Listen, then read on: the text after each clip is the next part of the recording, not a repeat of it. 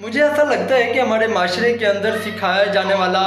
ہر اخلاقیت، اپنائیت، احساس کا جو اصول ہے وہ ذاتی مفاد پہ آ کے دم توڑ جاتا ہے۔ مثال کے طور پہ ہم دوسرے کی جب بیٹی کو اپنے گھر لے کے آتے ہیں تو اس سے ہم خدمت گزاری ایکسپیکٹ کر رہے ہوتے ہیں، حالانکہ اصولاً ہمیں سب سے پہلے اپنی بیٹی کو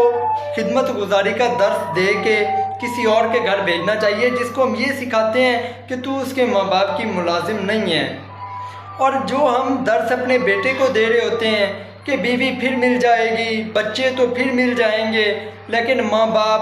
بہن بھائی، یہ چیزیں پھر نہیں ملیں گی، ہم کسی اور کی بیٹی کی ویلیو اس کی نظر میں کم کر رہے ہوتے ہیں۔ یہی درس ہمیں اپنے داماد کو بھی دینا چاہیے کہ بیوی بچے پھر مل جائیں گے، لیکن آپ کو آپ کی ماں، آپ کا باپ، آپ کا جو بہن بھائی اور آپ کا اپنا خاندان پھر کبھی نہیں ملے گا۔ ہم یہ اصولاً جو دو باتیں ہمارے اندر ہونی چاہیے، ہم اپنے منہ سے نہیں نکالتے، کیونکہ یہاں ہمیں اپنا ذاتی مفاد دفن ہوتا نظر آتا ہے۔ ہمارے معاشرے کے اندر اچھائی نام کی چیز ایگزسٹ ہی نہیں کرتی، یا صرف اچھائی کا چورن بیچا جاتا ہے، لبادے اڑے جاتے ہیں۔